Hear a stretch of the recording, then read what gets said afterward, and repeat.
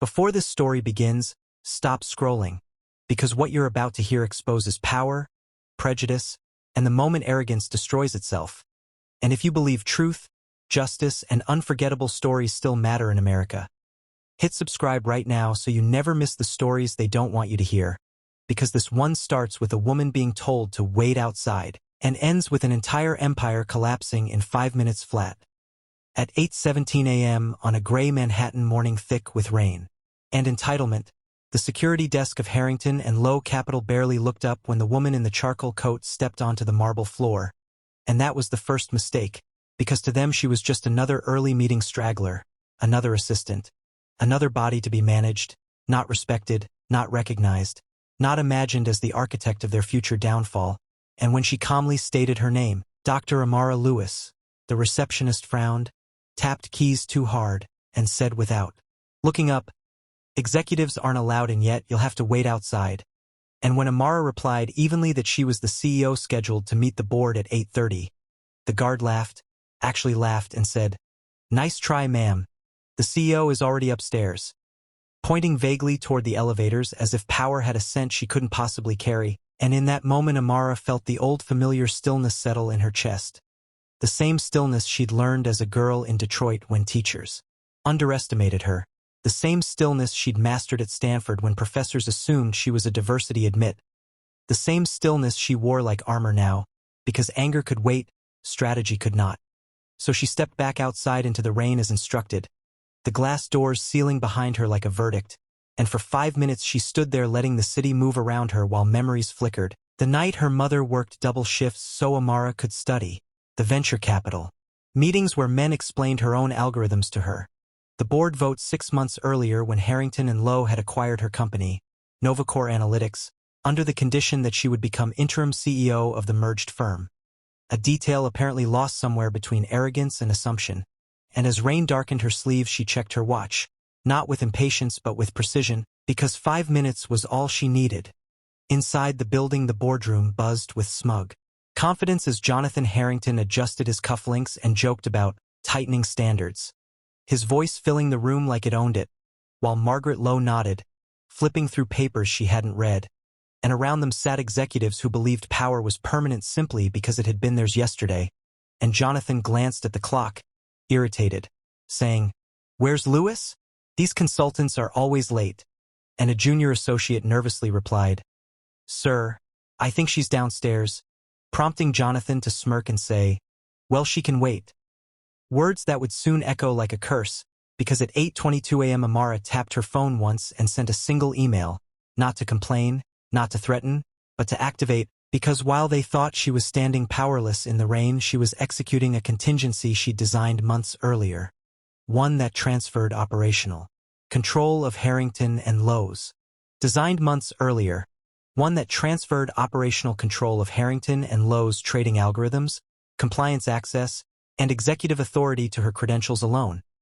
A safeguard agreed upon during the merger but never taken seriously by men who never imagined needing protection from her. And at 8:23 a.m. alarms began to flicker on screens upstairs as trading access froze. Assistants whispered, phones buzzed, and Margaret frowned, asking IT what was happening, and Jonathan barked that someone had spilled coffee on a server again. And then at 8:24 a.m. the boardroom doors opened silently and Amara walked in. Rain-speckled, composed, eyes steady, and the room fell into the kind of silence that only arrives when certainty dies, and Jonathan's face drained of color as she took her seat at the head of the table. The seat reserved for the CEO, and placed her phone gently on the polished wood, saying calmly, "Good morning, everyone. I trust you found the last 5 minutes enlightening," and Margaret stammered, "Dr. Lewis, there's been a misunderstanding," to which Amara replied, "There was a decision." And with that she connected her phone to the screen, displaying real-time data showing that every trade, every account, every regulatory lever now answered to her. And she continued voice level.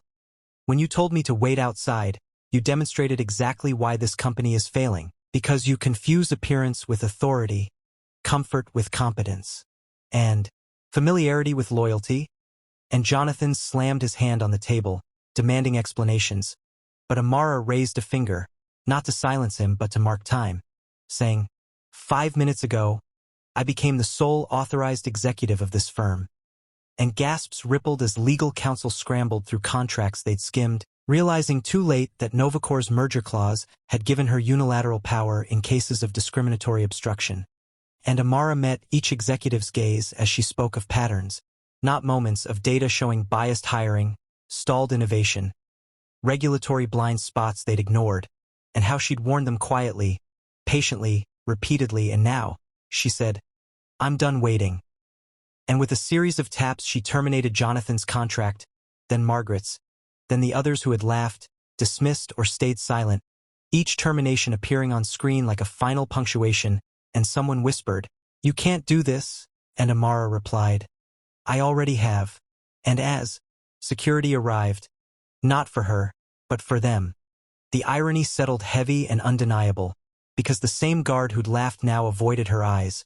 And when the room emptied, Amara exhaled for the first time that morning, not in triumph but in resolve, because firing them was not the twist, it was the beginning. Over the following weeks headlines exploded: Wall Street shakeup, CEO cleans house, power shift at Harrington and Lowe. And pundits argued whether she was ruthless or necessary, but numbers spoke louder as profits stabilized, compliance fines vanished, and innovation surged, and employees who'd never felt seen began to speak, telling stories of being overlooked, of ideas buried under ego. And Amara listened, restructuring not just the company but its culture, instituting blind review systems, transparent promotion metrics, and accountability that didn't care who your father was or what club you belonged to. And there were lawsuits, of course, bitter op-eds, whispers that she was angry or playing the race card. But Amara countered with data, with results, with a calm that unnerved critics more than shouting ever could.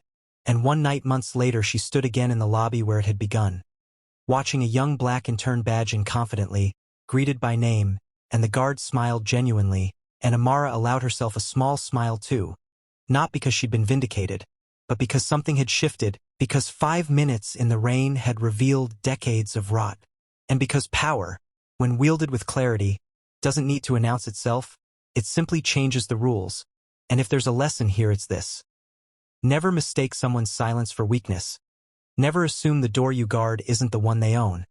And never forget that the people you tell to wait outside may be deciding whether the building still stands when they walk back in. And if you want more stories where truth hits back harder than prejudice ever could, subscribe now, because this was just one story, and there are many more waiting to be told.